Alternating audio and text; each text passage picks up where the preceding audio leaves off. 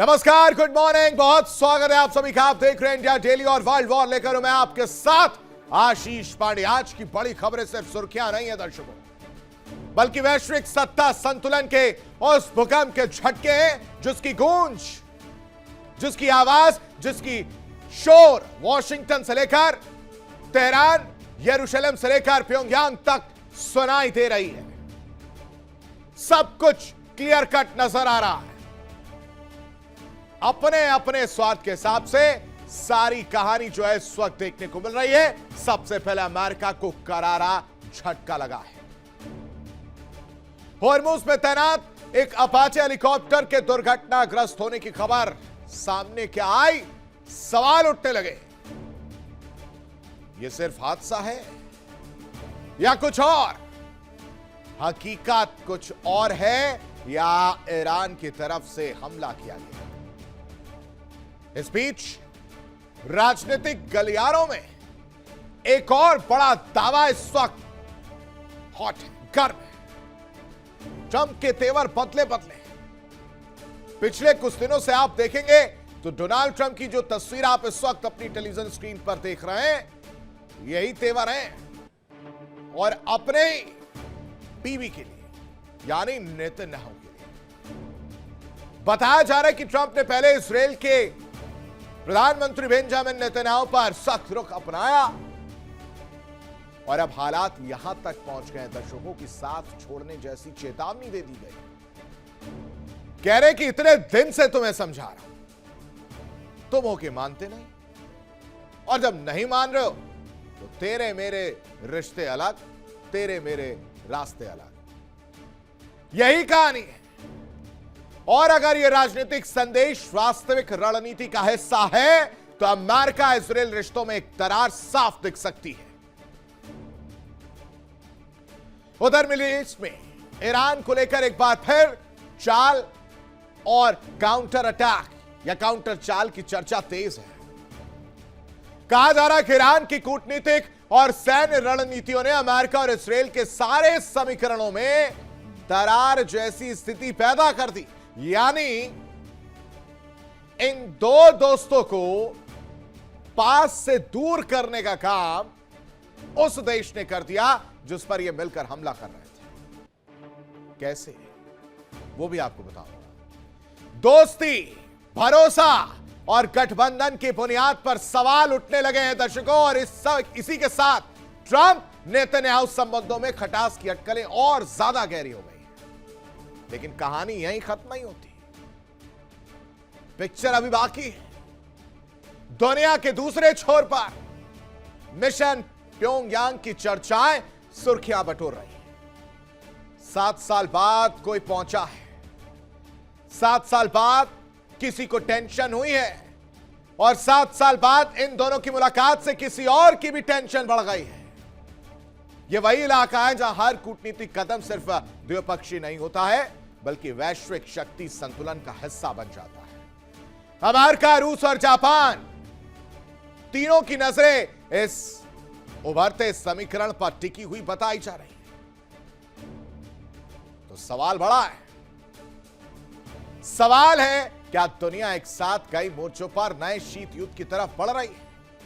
क्या गठबंधन टूट रहे हैं और नए शक्ति केंद्र बन रहे हैं? बैलेंस बिगड़ रहा है या पावर गेम अब खुलकर सामने आ रहा है? और अब बात वर्ल्ड वॉर में करेंगे ईरान, इजरायल और अमेरिका के जरिए पूरी कहानी को बदलने वाली तस्वीर की। यूएस को झटका लग रहा है, धमकाया जा रहा है, लेकिन धमकाने के बाद भी दोस्ती में दरार पड़ने वाली स्थिति जो है वो देखने को मिल रही है। लेकिन आज जिन 4 बड़ी खबरों पर नजर रहने वाली वो एक एक करके आपके सामने रख देते हैं। सबसे पहले वर्ल्ड वॉर में हम बात करते हुए नजर आएंगे यूएस के झटके को। ये होर्मुज वाली तस्वीर, और होर्मुज में अपाचे गिरता हुआ आपको ये नजर आ रहा होगा। कहा जा रहा है कि ये पहली बार है कि अपाचे गिरा है। इसके गिरने की खबर आग की तरह फैली है दर्शकों, क्योंकि इजरायल और ईरान लगातार हमलावर है और होर्मुज पर नाकाबंदी जारी है। ऐसे में सवाल यह उठ रहा है कि क्या ईरान ने किसी तरह से हमला किया है, कोई हमला किया जिसकी वजह से अपाचे गिरा है, या कोई तकनीकी खामी है? और इन सवालों का जवाब देने के लिए शुरुआती दौर में कोई आधिकारिक पुष्टि नहीं हुई थी। डोनाल्ड ट्रंप ने कहा है कि शाम तक इस बाबत जानकारी दे देंगे, बताएंगे कि यह कैसे हुआ। फिलहाल दोनों पायलट सुरक्षित बताए जा रहे हैं, लेकिन सवाल अभी भी जस का तस बना हुआ है कि MQ-9 reaper drone, F-15E, F-35 और उसके बाद अपाचे, इन सब को अगर आप जोड़ेंगे कड़ी दर कड़ी तो एक कहानी, एक चीज कॉमन नजर आएगा, वो ये कि डोनाल्ड ट्रंप या अमेरिका जो अपने आप को सुपर पावर समझता है, उसको झुकाने का काम ईरान किस कदर कर रहा है। कोई ताज्जुब की बात नहीं होगी कि अपाचे को गिराने के पीछे ईरान का अटैक, लेकिन इस चीज को क्या डोनाल्ड ट्रंप मानते हुए नजर आएंगे? क्योंकि इससे पहले भी हमने ये तस्वीर, ये कहानी देखी है जहां पर उन अटैक्स को पूरी तरह से खारिज करते हुए डोनाल्ड ट्रंप नजर आए थे। अब इसके पीछे की इनसाइड स्टोरी क्या है वो आपके सामने रखूंगा, लेकिन दूसरी बड़ी खबर जिस पर चर्चा करते हुए हम नजर आएंगे वो बता देते हैं आपको जल्दी से, वो है कि अब पहले धमकाया और अब साथ छोड़ दिया है। डोनाल्ड ट्रंप ने 2 बार फोन किया है और दोनों ही बार फोन करके एक चीज क्लियर की है कि मान जाओ, हमले मत करो, रुक जाओ। और ये सब करने पर मजबूर किसने किया दर्शकों? ईरान ने। 8 अप्रैल की तारीख याद करिए और उस दिन लिए गए फैसलों की कहानी को समझिए, 10 शर्तों को समझिए जिसमें कहा गया था ईरान की तरफ से कि लेबनान पर किसी तरह के हमले बर्दाश्त नहीं किए जाएंगे, लेकिन फिर भी हमले हुए और उन हमलों का नतीजा यह रहा कि रविवार रात को लगातार एक के बाद एक कई हमले जो है ईरान ने लगातार किए और दूसरी तरफ इजराइल ने भी की। अब यह बात नागवार गुजर रही है क्योंकि ट्रंप को टेंशन है कि बीच का रास्ता निकालना है भाई साहब, वो भी नहीं करने दोगे क्या? और फोन मिलाकर समझाया, हड़काया। पहली बार फोन किया तो पागल कह दिया, दूसरी बार फोन करके कह रहे हैं कि रुक जाओ, थम जाओ, लेकिन नेतन्याहू कह रहे हैं कि नहीं, आत्मरक्षा के नाम पर हम हमले करते रहेंगे बस। डोनाल्ड ट्रंप को गुस्सा आ गया है और कह रहे हैं कि तुम्हारे और मेरे रास्ते अलग हैं। क्या डोनाल्ड ट्रंप ने वाकई इजराइल को अकेला छोड़ दिया, नेतन्याहू को अकेला छोड़ दिया, या इसके पीछे कोई और कहानी है? इसकी भी पिक्चर मैं क्लियर करूंगा, लेकिन तीसरी बड़ी खबर वो जानना बेहद जरूरी है। अब आपके सामने तीसरी बड़ी खबर बताते हैं वर्ल्ड वॉर में, जिसमें चर्चा करेंगे कि ईरान की चाल में आखिर इस दोस्ती में दरार कैसे पड़ गई है। नाराजगी देखने को तो मिल रही है, खुलकर डोनाल्ड ट्रंप नेतन्याहू को समझा रहे हैं, धमका रहे हैं, चेतावनी दे रहे हैं, लेकिन आप सोचिए कि तख्ता पलट करने वाले लोग और उस तख्ता पलट के भरोसे हमला करने वाले लोग वो अलग हो गए, वो एक दूसरे से जुदा जुदा घूम रहे हैं, बीबी मुंह फुलाए घूम रहे हैं, कह रहे हैं कि हम कोई बात नहीं मानेंगे, तो ट्रंप कह रहे हैं कि हम बात माननी पड़ेगी।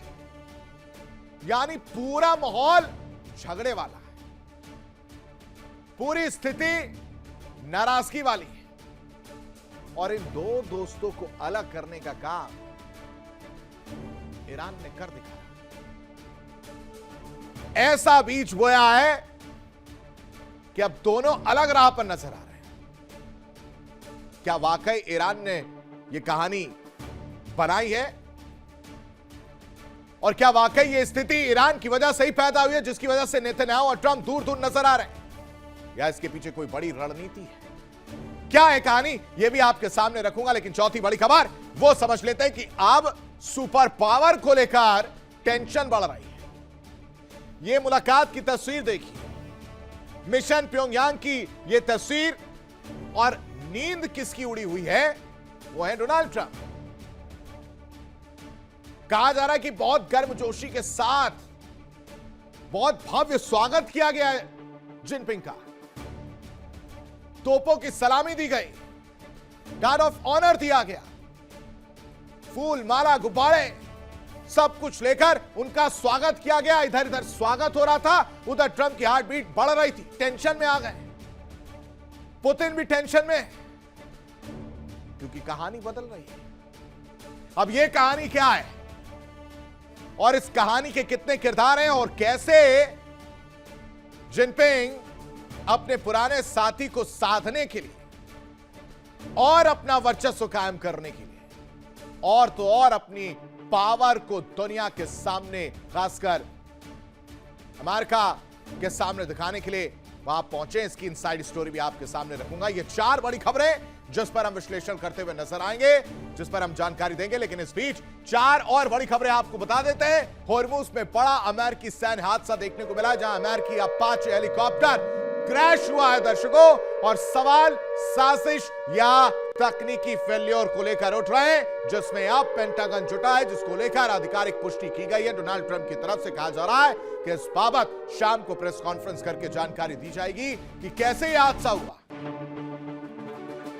बताया जाएगा कि उनके दोनों पायलट सुरक्षित तो बच गए, लेकिन यह नौबत आई क्यों? जांच चल रही है। क्या ईरान ने किसी तरह का हमला किया? इसकी भी कहानी है। लेकिन दूसरी बड़ी खबर, ट्रंप की नेतन्याहू को खुली चेतावनी है, हमला किया तो अकेले पड़ जाओगे, यानी दोस्ती में दरार देखने को मिल रही है। ईरान से अकेले ही लड़ना जंग है। इजराइल यूएस के रिश्ते में खटास देखने को मिल रही है, नाराजगी देखने को मिल रही है, बीबी नाराज है। और वहीं दूसरी तरफ ईरान को लेकर इजराइल का रुख अब और ज्यादा सख्त होता हुआ नजर आ रहा है। अब आप समझिए कि ट्रंप की चेतावनी, ट्रंप के फोन कॉल को पूरी तरह से दरकिनार करके नेतन्याहू ने जवाब दिया और कह रहे हैं कि नई कार्रवाई का कड़ा जवाब मिलेगा। अगर ईरान ने हमला किया तो हम कड़ा जवाब देंगे। इजराइल अपने आत्मरक्षा से पीछे नहीं हटेगा, ये नेतन्याहू कह रहे हैं। ये उन सब के बीच कह रहे हैं जब फोन कॉल आया था। लेकिन पावर का गेम है दर्शकों, सबको अपनी पावर शो करनी है। शी जिनपिंग का प्योंगयांग मिशन कुछ इसी से संबंधित है, क्योंकि अमेरिका और जापान की नींद तो पूरी तरह से हराम है ही। शक्ति संतुलन के लिए शी का यह सबसे महत्वपूर्ण दौरा है, और इसकी वजह से आप समझिए कहानी क्या निकलकर सामने आ रही। कहानी आ रही है कि पुरानी दोस्ती है या फिर कोई नई रणनीतिक चाल, क्या है कहानी। लेकिन इन सब के बीच एक और बड़ी खबर, डोनाल्ड ट्रंप का बड़ा दावा, जल्द ही ईरान पर विजय की घोषणा होगी, यानी अपनी जीत का दावा करते हुए डोनाल्ड ट्रंप नजर आएंगे। हालांकि दावों का क्या है, लगातार वो कई दावे कर चुके हैं। एक बार फिर से कह रहे हैं कि जल्द ही ईरान पर विजय की घोषणा हो जाएगी, ईरान सरेंडर करने की कगार पर है। ये डोनाल्ड ट्रंप कह रहे हैं कि स्थिति इस तरह की बन गई है, बना दी है, प्रेशर क्रिएट कर दिया है, जिसकी वजह से ईरान घुटनों पर आ जाएगा और सरेंडर कर देगा। लेकिन ऐसा नहीं होता हुआ नजर आ रहा दर्शकों। पिछली कई बार से डोनाल्ड ट्रंप लगातार कई बार ये चीजें कह चुके हैं, लेकिन किसी तरह का सरेंडर देखने को नहीं मिला। लेकिन इन सब के बीच एक और बड़ी खबर, ईरानी संसद के स्पीकर गालिबाफ का भी पलटवार सामने आया है। क्या कह रहे हैं वो समझिए, कह रहे हैं युद्ध और कूटनीति दोनों के लिए हम तैयार हैं। ये ईरानी संसद के स्पीकर गालिबाफ कह रहे हैं कि अगर लड़ाई लड़नी है तो भी तैयार है, कूटनीति करनी है तो भी तैयार है, ईरान सरेंडर नहीं करेगा, ये लिखकर ले लीजिए। जंग हो या ढील, ईरान पीछे नहीं हटेगा। युद्ध हो या फिर कूटनीति, दोनों के लिए गालिबाफ कह रहे हैं कि हम तैयार हैं, ईरान तैयार है। इसलिए अमेरिका ये सपने ना देखे कि ईरान सरेंडर कर देगा। अमेरिका ये ना सोचे कि ईरान घुटनों पर आ जाएगा, और अमेरिका ये मानकर चले कि अगर हमला किया तो जंग हो या फिर डील, हम पीछे नहीं हटेंगे, हम करारा जवाब देते हुए नजर आएंगे। अब आप समझिए सवाल क्या आ रहे हैं, क्या वाकई अमेरिका और इजराइल के बीच ईरान युद्ध को लेकर दरार गहराती जा रही है, नाराजगी बढ़ती जा रही है। जो लोग पहले गले मिला करते थे वो अब एक दूसरे को आंखें दिखाने पर मजबूर हो गए, पीठ दिखा रहे हैं। क्या ट्रंप की चेतावनी इजराइल को रोकेगी? हालांकि पिछले 24 घंटे की अगर हम बात करें तो तस्वीर थोड़ी बहुत इससे संबंधित दिखी है, लेकिन मन में युद्ध चल रहा है। क्या ट्रंप की चेतावनी इजराइल को रोकेगी या फिर पश्चिम एशिया एक और बड़े युद्ध की ओर बढ़ रहा है? दर्शकों, दरअसल ट्रंप के ताजा बयान ने पश्चिम एशिया की राजनीति में हलचल मचा दी है। ट्रंप ने नेतन्याहू को साफ शब्दों में चेतावनी देते हुए कहा कि अगर इजराइल ईरान के खिलाफ बड़े पैमाने पर नया सैन्य अभियान शुरू करता है या शुरू किया तो उसे अमेरिका का समर्थन नहीं मिलेगा। यानी अब आप अकेले हैं, अब नेतन्याहू अकेले। यही नहीं दर्शकों, ट्रंप ने यहां तक इशारा कर दिया कि ऐसी स्थिति में इजराइल को ईरान से जंग अकेले ही लड़ना पड़ सकता है। यानी समझिए कि अब डोनाल्ड ट्रंप उस स्थिति में पहुंच चुके हैं, थक हार कर धीरे धीरे उनके घुटने और घुटनों पर बैठते हुए नजर आ रहे हैं, जहां उनको रास्ता निकालना है शांति का। लेकिन इजराइल क्या कर रहा है वो समझना जरूरी है। दूसरी तरफ इजराइल का रुख बिल्कुल अलग है, डिफरेंट, अलग रास्ते पे है। नेतन्याहू ने साफ संदेश दिया है, कह रहे हैं कि इजराइल अपनी आत्मरक्षा के अधिकार से पीछे नहीं हटेगा, कुछ भी हो जाए। और इसकी वजह से क्या देखने को मिल रहा है? दरार, दीवार। इजराइल और यूएस में दरार और दीवार देखने को मिल रहा है, क्योंकि ट्रंप ने अपना हाथ खींच लिया और साफ कह दिया है कि ईरान जंग पर अमेरिका आपके साथ नहीं है। ट्रंप ने नेतन्याहू को कड़ी चेतावनी दी कि अगर युद्ध बढ़ाया, कि अगर हमला किया, कि अगर आप नहीं रुके तो आपके साथ अमेरिका नहीं है। इजराइल जंग में अकेला पड़ सकता है दर्शकों। सैन्य टकराव से अमेरिका दूरी बनाता हुआ नजर आ रहा है, उसे युद्ध में नहीं उलझना। ईरान युद्ध में अमेरिका शामिल नहीं होगा, यह कहीं ना कहीं क्लियर कट मैसेज नेतन्याहू को ट्रंप देते हुए नजर आ रहे हैं। इजरायली पीएम नेतन्याहू का भी पलटवार सामने आया, कह रहे हैं कि ठीक है भाई साहब, आपने मुझे फोन करके सब कुछ कह लिया, मेरी भी सुन लीजिए। अगर ईरान ने हम पर हमला किया या हिमाकत की आंख दिखाने की कोशिश की तो हम सेल्फ डिफेंस के नाम पर हमला करेंगे, हम पीछे नहीं हटेंगे। आत्मरक्षा से हम पीछे नहीं हटने वाले। यह लिखकर मिस्टर प्रेसिडेंट आप ले लीजिए। आप चाहे जितनी बार फोन करिए, पहली बार भी फोन किया आपने, कोशिश की, दूसरी बार भी फोन किया, दोनों ही बार मैंने आपको एक ही चीज कहा है कि हम आत्मरक्षा के नाम पर हमला करते रहेंगे, आत्मरक्षा से पीछे नहीं हटेगा। अब इसकी इनसाइड स्टोरी समझने के लिए आप ये रिपोर्ट सुनिए।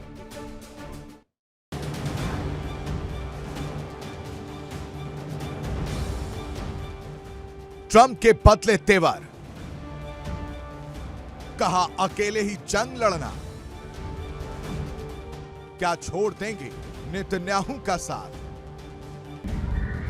मिडिल ईस्ट की सियासत में एक बार फिर भूचाल आ गया है। अमेरिका और इजराइल के रिश्तों में तनाव अब खुलकर सामने आ चुका है। रिपोर्ट्स के मुताबिक अमेरिकी राष्ट्रपति ट्रंप ने इजराइल के प्रधानमंत्री नेतन्याहू को सीधी और कड़ी चेतावनी दी है। अगर ईरान के खिलाफ नया बड़ा युद्ध शुरू किया गया तो इजराइल को अकेले ही लड़ना पड़ सकता है।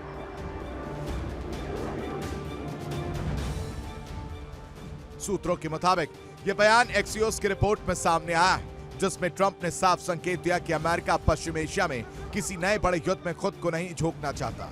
ट्रंप ने नेतन्याहू से कहा,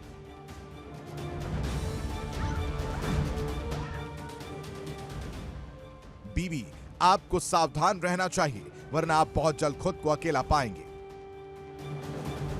यह बयान सिर्फ चेतावनी नहीं बल्कि एक राजनीतिक संदेश माना जा रहा है कि वॉशिंगटन अब बिना सोचे समझे सैन्य टकराव के मूड में नहीं है। इजराइल और ईरान के बीच चल रहा तनाव अब 100 दिन पार कर चुका है। हाल के हफ्तों में मिसाइल और एयर स्ट्राइक के हमलों ने हालात को फिर विस्फोटक बना दिया है। एक तरफ इजराइल का दावा है कि वो ईरान के खतरे को खत्म करने के मिशन पर है, वहीं दूसरी तरफ तेहरान लगातार जवाबी कार्रवाई की चेतावनी दे रहा है।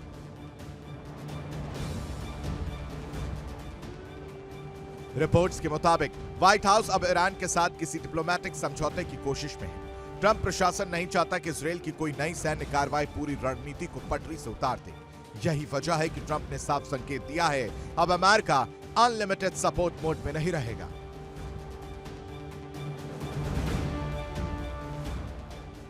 वहीं इजरायल की तरफ से रुख पूरी तरह सख्त है। नेतन्याहू का कहना है कि अगर ईरान ने हमला किया तो जवाब पहले से ज्यादा विनाशकारी होगा।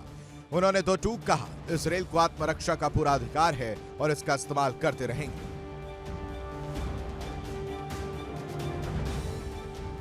वहीं ईरान की तरफ से कड़ा रुख जारी है। तेहरान का कहना है कि किसी भी हमले का जवाब तुरंत और कड़ा दिया जाएगा और इसी वजह से पूरा क्षेत्र एक बार फिर बड़े संघर्ष की दहलीज पर खड़ा दिखाई दे रहा है। अब सबसे बड़ा सवाल यही है, क्या वाकई ईरान को लेकर अमेरिका और इजरायल एक ही पेज पर नहीं है? एक तरफ ट्रंप डिप्लोमेसी और डील की बात कर रहे हैं, तो दूसरी तरफ नेतन्याहू सैन्य टकराव से पीछे हटने को तैयार नहीं।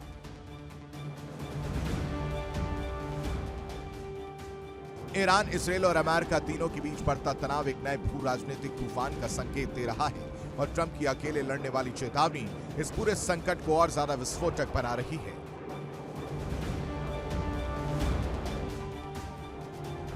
Bureau report, India daily.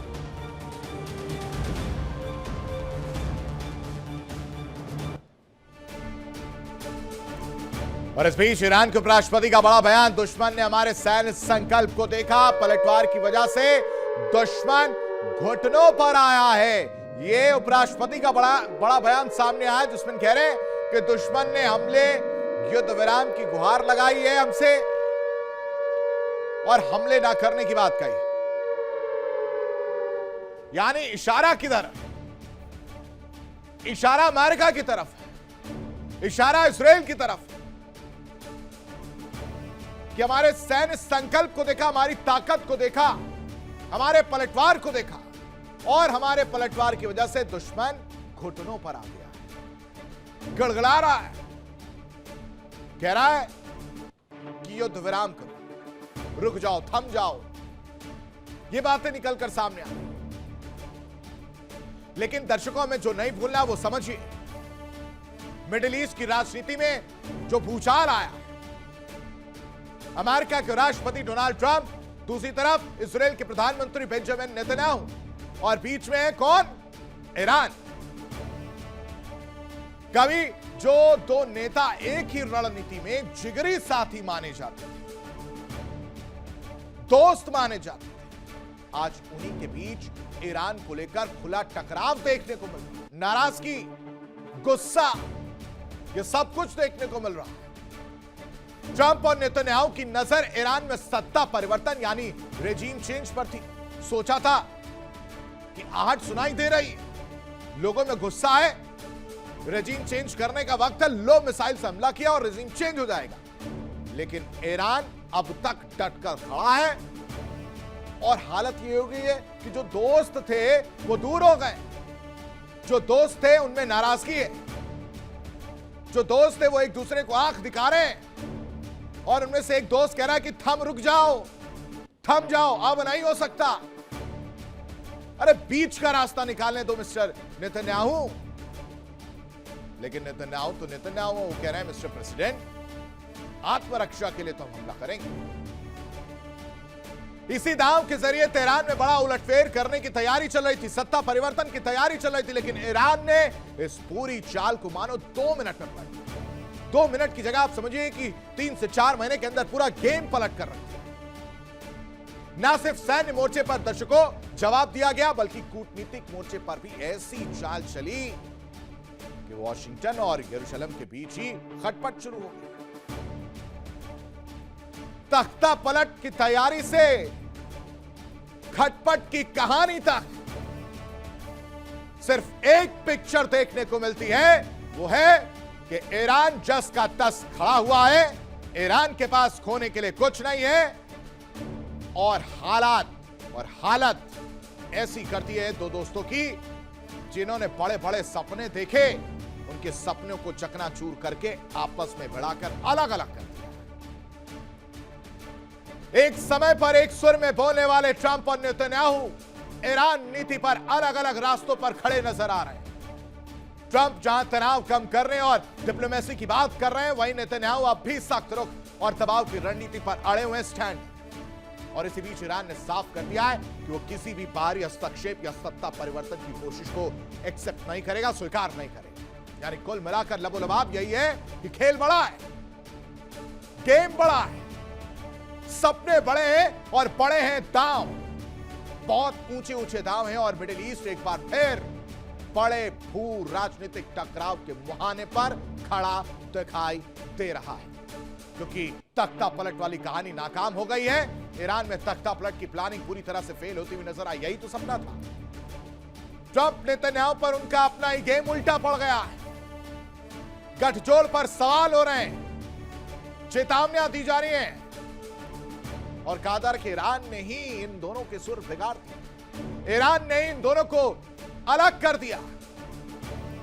इन दोनों के समीकरण बदल गए, क्योंकि जिगरी दोस्त अब जानी दुश्मन के तौर पर नजर आने लगे हैं। किसने किया यह काम? ईरान संकट ने दोस्ती में दरार बढ़ा दी। ईरान की चाल से वॉशिंगटन और तेल अवीव का गणित बिगड़ गया है। ईरान ने दिखाया कि आखिर ताकत का पलटवार क्या होता है। और सवाल उठ रहा है कि क्या ईरान की राजनीति में ट्रंप और नेतन्याहू उलझ गए? समझ ही नहीं आ रहा है क्या है कहानी, इस रिपोर्ट में समझिए।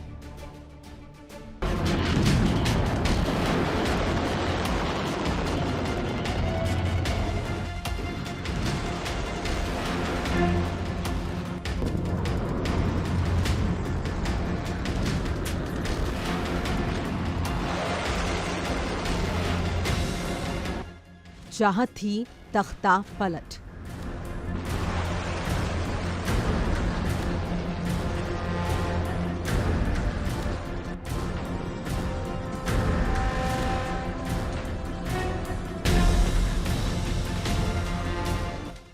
हो गई खटपट।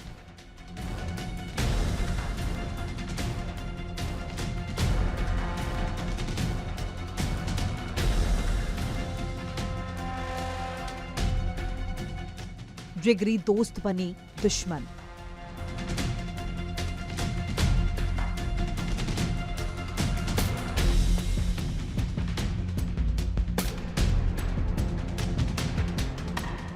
मिडिल ईस्ट की राजनीति एक बार फिर से उबाल पर है और इस बार कहानी सिर्फ मिसाइल्स या धमाकों की नहीं, बल्कि कूटनीति, भरोसे और पर्दे के पीछे चल रही रणनीति की है।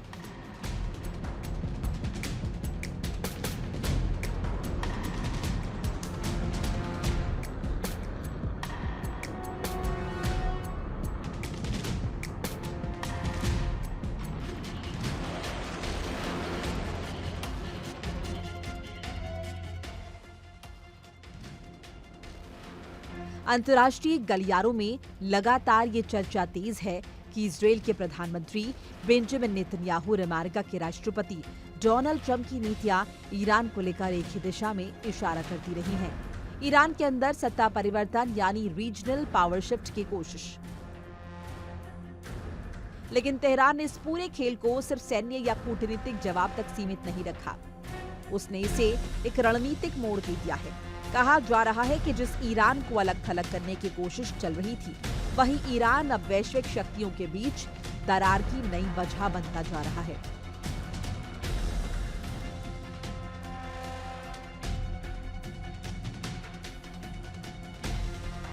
और इसी कड़ी में दोस्ताना समझ भी सवालों के घेरे में आ गई है, जिसे कभी ट्रंप और नेतन्याहू की साझा रणनीति की ताकत माना जाता था।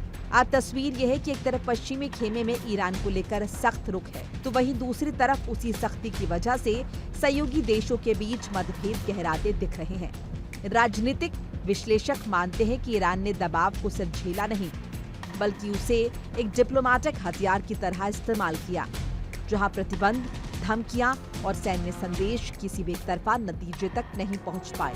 नतीजा ये है कि जिस तख्ता पलट की रणनीति की चर्चा लंबे समय से पर्दे के पीछे चल रही थी, वो अब खुली बहस में बदल चुकी है और उसी बहस ने अमेरिका इजरायल नीति के अंदर नई खटपट की आहट पैदा कर दी है। तेहरान से लेकर वॉशिंगटन और टेल अवीव तक हर राजधानी में अब एक ही सवाल गूंज रहा है, क्या ईरान को दबाने की रणनीति उल्टी पड़ रही है और क्या यही टकराव अब नए वैश्विक समीकरणों की नींव रखेगा? फिलहाल मिडिल ईस्ट की सियासी जंग में कोई भी मोर्चा पूरी तरह साफ नहीं दिख रहा, लेकिन इतना तय है कि ईरान अब सिर्फ एक देश नहीं बल्कि एक ऐसा केंद्र बन चुका है जहां से पूरी वैश्विक राजनीति की दिशा प्रभावित हो रही है। सबसे बड़ा सवाल है कि जब लक्ष्य एक जैसा है, ईरान पर दबाव या बदलाव, तो फिर रणनीति में इतनी दूरी क्यों? क्या ये सिर्फ एक राजनीतिक शैली का फर्क है या फिर वैश्विक सत्ता संतुलन में बदलते समीकरणों की वो झलक जहां पुराने सहयोगी अब एक दूसरे की सीमाएं तय करने लगे हैं? फिलहाल तस्वीर साफ नहीं है, लेकिन इतना तय है कि ईरान को लेकर जो समीकरण कभी स्थिर दिखता था वो अब समंदर के अंदर दरक रहा है और इसकी गूंज वॉशिंगटन से टेल अवीव तक साफ सुनी जा सकती है। Bureau report, India TV.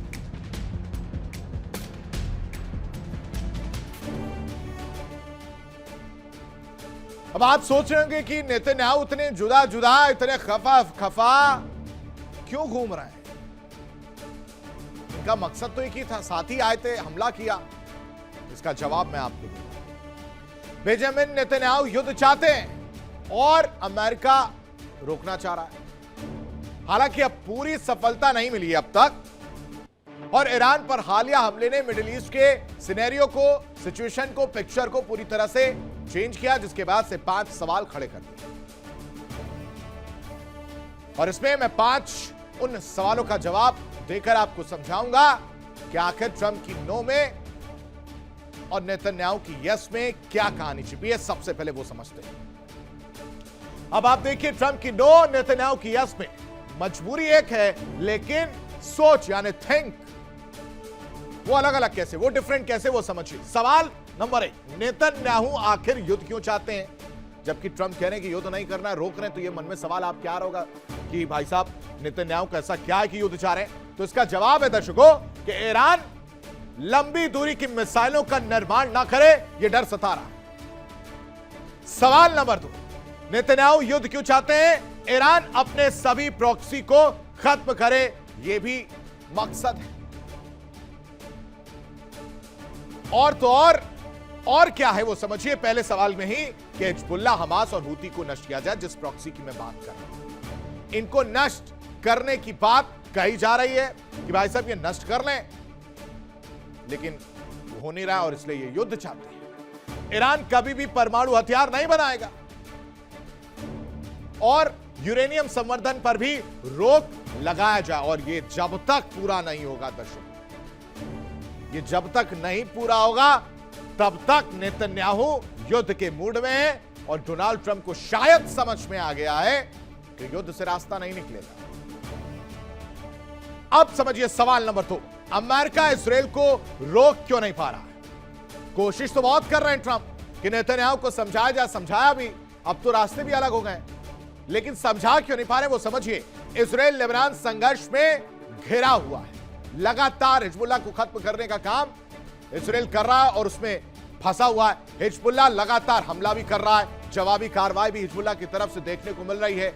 और तो और हिजबुल्लाह रुकने का नाम नहीं ले रहा, हमले लगातार हो रहे हैं और इस वजह से अमेरिका इजराइल को ना जो है रोक नहीं पा रहा। हमले का जवाब ना देना राजनीतिक रूप से घातक है। ईरान के पास समझौते का प्रस्ताव विचाराधीन है, उसके बावजूद भी हमले जो है वो किए जा रहे हैं, लेकिन डोनाल्ड ट्रंप नेतन्याहू को नहीं रोक पा रहे। कोशिश बहुत कर रहे हैं लेकिन ऐसा नहीं हो पा रहा। साथ ही साथ ईरान जो है वो अभी भी वो जो 10 शर्तें अगर आपको याद हो जिसमें कहा गया था कि लेबनान पर कोई हमले नहीं होने चाहिए, उस पर अड़िग है। सवाल नंबर 3 समझिए, परमाणु समझौते की बात आखिर कहां तक पहुंची? परमाणु वाला भी तो पॉइंट था, वो भी तो मकसद था, वो कहां तक पहुंची वो समझिए। ईरान फैसला करना है कि किन शर्तों पर समझौता होगा। अमेरिका ने अपना प्रस्ताव ईरान को भेज दिया है। और सवाल नंबर 4, समझौते में किन मुद्दों पर आखिर पेंच फंसा हुआ है कि बात ही नहीं बन पा रही। वो है कि ईरान का कहना है कि समझौते में प्रॉक्सी को लागू करना जरूरी है और ईरान चाहता है कि लेबनान, यमन, गाजा को लेकर भी समझौता हो। ईरान अपना संवर्धित यूरेनियम अमेरिका को नहीं देना चाहता। यह सबसे बड़ा पेंच है जो फंसा हुआ है। ईरान चाहता है कि अमेरिका जब्त पैसों को पहले रिलीज करे, सैंक्शन उसको हटाए। अमेरिका का कहना है कि डील पर साइन के बाद फैसला होगा, पहले साइन करिए उसके बाद हम फैसला लेंगे कि भाई साहब सैंक्शन हटाया जाए नहीं हटाया। पांचवा सवाल, युद्ध फिर से शुरू होने पर आखिर क्या होगा? यह भी मन में सवाल आ ही रहा है कि इतना सारा कुछ हो गया, रायता फैला दिया इन लोगों ने, तो अब जब युद्ध की आहट सुनाई दे रही है, हमले हो रहे हैं, तो उसमें क्या हो रहा है? ईरान की कोशिश है कि बाब अल मंडेब को बंद कर दिया जाए। लाल सागर से ओमान की खाड़ी में जाने वाला रास्ता बेहद महत्वपूर्ण है और उसे बंद करने की बात कही जा रही है। यह भी प्लानिंग चल रही है। दुनिया का करीब करीब समझिए कि 15% व्यापार, 15%, 15% व्यापार यहीं से होता है। दर्शक, हॉर्मुज की नाकाबंदी और ज्यादा मजबूत होगी। जवाब, लेकिन इन सब के बीच एक बड़ी खबर लेबनान को लेकर है कि एक बार फिर से धमाके जो है गूंजते हुए नजर आ रहे हैं। धमाके देखने को मिल रहे हैं, खासकर दक्षिणी लेबनान पर इजरायली एयर स्ट्राइक देखने को मिल रहा है। टार जिले के रबिये इलाके पर हमला किया गया, लड़ाकू विमानों ने निशाना बनाया है। तस्वीरें भी निकलकर सामने आई हैं जो मैं आपको दिखा रहा हूं कि देखिए लेबनान में फिर से एक बार धमाके जो है वो देखने को मिल रहे हैं। हालांकि पिछले 24 घंटे की अगर हम जो बात कर रहे थे अभी आपको बताते ही कि देखिए हमले हो गए, हमले किए जा रहे, लेकिन पिछले 24 घंटे से शांत माहौल था। कहा जा रहा था कि ट्रंप ने नेतन्याहू को समझाया, ट्रंप ने फोन कर बोला नेतन्याहू को, लेकिन नेतन्याहू नहीं माने। और अभी भी देखिए कि आत्मरक्षा के नाम पर हमला किया गया है, लेकिन उत्तर कोरिया की कहानी नहीं भूलनी है। इधर ये सब उलझे हुए हैं, उधर कोई है जो अपनी ताकत दिखाने का काम कर रहा है, उधर कोई है जो अपने पावर बताने का काम कर रहा है, क्योंकि उत्तर कोरिया की राजधानी प्योंगयांग आज सिर्फ एक राजनयिक शहर नहीं है दर्शक, एशिया की सबसे बड़ी राजनीतिक शतरंज का केंद्र बन चुकी है। जो 7 साल तक प्योंगयांग नहीं गए उन्हें भी पहुंचना पड़ा है। जिनपिंग 7 साल बाद हुई यात्रा में औपचारिक मुलाकात नहीं है, इसके पीछे छिपा है एक बड़ा भू राजनीतिक संदेश जो सीधे अमेरिका, जापान और रूस तक गूंज रहा है। एक तरफ पश्चिमी देशों की सख्ती है, नाराजगी है, दूसरी तरफ यूक्रेन युद्ध के बाद बदलते समीकरण, और बीच में उत्तर कोरिया को लेकर बढ़ती खींचतान की ये मेरा है, ये तो मेरा है, मैंने इसको पाला पोसा। और यही नाराजगी, यही टेंशन जिनपिंग को 7 साल बाद प्योंगयांग पहुंचाती है, डोनाल्ड ट्रंप की नींद उड़ाती है और पुतिन की नजरें टिकाती है। सवाल यही है, क्या बीजिंग प्योंगयांग को फिर से अपनी कूटनीतिक छतरी में लाने आया है, या फिर ये एक बड़े रणनीतिक घेराव की शुरुआत है? इस मिशन को समझना बेहद जरूरी है। जापान, यूएस, रूस की धड़कन बढ़ चुकी है क्योंकि चीन उत्तर कोरिया की नजदीकी से समीकरण बदलता हुआ नजर आ रहा है। प्योंगयांग वैश्विक कूटनीति का नया केंद्र बन चुका है। बीजिंग मॉस्को को कूटनीतिक जवाब देता हुआ नजर आ रहा है, क्योंकि यूक्रेन युद्ध के बाद संतुलन की तस्वीर कुछ और हो गई है दर्शकों। हथियार, दोस्ती और रणनीति बदल गई। अमेरिका, जापान की बेचैनी बढ़ गई। बीजिंग का प्योंगयांग काट सबके सामने निकल कर आ गया है। पुरानी दोस्ती है या फिर नई रणनीतिक चाल?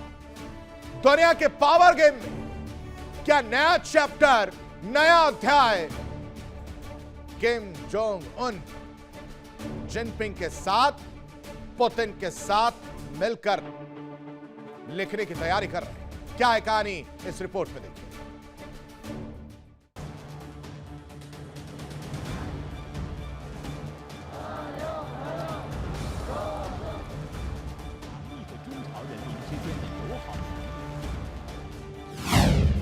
जिनपिंग का प्योंगयांग मिशन, किमशी मुलाकात से हिला वॉशिंगटन, अब टारगेट कौन? दुनिया की कूटनीति में एक बार फिर हलचल तेज हो गई है। चीन के राष्ट्रपति शी जिनपिंग का 7 साल बाद उत्तर कोरिया पहुंचना सिर्फ एक राजकीय यात्रा नहीं, बल्कि एशिया की शक्ति समीकरण की नई पटकथा माना जा रहा है। प्योंगयांग की गलियों से लेकर वॉशिंगटन और टोक्यो के रणनीतिक दफ्तरों तक एक ही सवाल गूंज रहा है, क्या शी जिनपिंग ने कोरियाई मोर्चे पर नई शतरंज बिछा दी है? शी जिनपिंग आमतौर पर बेहद सीमित विदेशी दौरों के लिए जाने जाते हैं। ऐसे में उत्तर कोरिया की यात्रा अपने आप में असाधारण है। ये सिर्फ कूटनीतिक औपचारिकता नहीं, बल्कि एक रणनीतिक संकेत है कि बीजिंग अपने पुराने प्रभाव क्षेत्रों को फिर से सक्रिय करने के मूड में है। प्योंगयांग में उनकी मौजूदगी उस वक्त हुई है जब वैश्विक मंच पर तीन बड़े ध्रुव अमेरिका, रूस और चीन अपने अपने प्रभाव क्षेत्र को लेकर खुलकर प्रतिस्पर्धा कर रहे हैं। यूक्रेन युद्ध के बाद से उत्तर कोरिया और रूस के बीच सैन्य सहयोग तेजी से बढ़ा है। हथियारों की सप्लाई से लेकर सैनिक सहयोग तक इस साझेदारी ने एशिया प्रशांत क्षेत्र में नई चिंता पैदा कर दी है। यही वो जगह है जहां चीन की रणनीति समझ आती है। बीजिंग नहीं चाहता कि उसका पुराना सहयोगी पूरी तरह मॉस्को की छाया में चला जाए। वॉशिंगटन और टोक्यो के लिए यात्रा सिर्फ एक डिप्लोमेटिक इवेंट नहीं, बल्कि रणनीतिक चेतावनी है। उत्तर कोरिया के साथ चीन की सक्रियता ये संकेत देती है कि कोरियाई प्रायद्वीप एक बार फिर बड़े भू राजनीतिक तनाव का केंद्र बन सकता है। अमेरिका और उसके एशियाई सहयोगियों की चिंता ये है कि अगर बीजिंग प्योंगयांग धुरी मजबूत होती है तो इंडो पैसिफिक में सुरक्षा समीकरण और ज्यादा जटिल हो जाएंगे। शी जिनपिंग ने अपने लेखों और बयानों में चीन उत्तर कोरिया रिश्तों को खून से बनी दोस्ती बताया है। ये महज भावनात्मक भाषा नहीं, बल्कि रणनीतिक संकेत है कि चीन अपने ऐतिहासिक प्रभाव को किसी भी कीमत पर खत्म नहीं होने देना चाहता। भले ही रूस और चीन सार्वजनिक तौर पर साझेदार दिखते हों, लेकिन उत्तर कोरिया जैसे देशों पर प्रभाव को लेकर दोनों के बीच एक मौन प्रतिस्पर्धा भी देखी जा रही है। रूस ने हाल के सालों में प्योंगयांग के साथ रक्षा सहयोग बढ़ाया है, जिससे चीन की पारंपरिक डोमिनेंस पोजीशन पर हल्का दबाव बना है। शी जिनपिंग का ये दौरा उसी दबाव को संतुलित करने की कोशिश के रूप में देखा जा रहा है। कुल मिलाकर शी जिनपिंग की यात्रा सिर्फ एक द्विपक्षीय मुलाकात नहीं, बल्कि एक बड़े भू राजनीतिक संकेत का हिस्सा है। इस संकेत की एशिया प्रशांत क्षेत्र में शक्ति का खेल फिर तेज होने वाला है, जहां एक तरफ अमेरिका और उसके सहयोगी इंडो पैसिफिक में घेरा मजबूत कर रहे हैं, तो वहीं दूसरी तरफ चीन अपने पुराने रणनीतिक साझेदारों को फिर से सक्रिय कर रहा है। दुनिया की सबसे खामोश डिप्लोमेसी अब सबसे तेज आवाज बन चुकी है, और इस आवाज के केंद्र में है किम, जिनपिंग और बदलता एशिया का power game. Bureau report, India daily. और इसी के साथ फिलहाल वर्ल्ड वॉर में अभी के लिए बस इतना ही। तमाम बड़ी खबरों के लिए आप बने रहिए इंडिया डेली के साथ। इंडिया डेली आपके स्मार्ट टीवी पर भी मौजूद है। देखिए इंडिया डेली 24/7 अब आपकी स्मार्ट टीवी पर। इंडिया डेली मौजूद है सभी डिजिटल प्लेटफॉर्म पर लाइव और लगातार। इंडिया डेली 24/7 हर दिन राष्ट्र को समर्पित।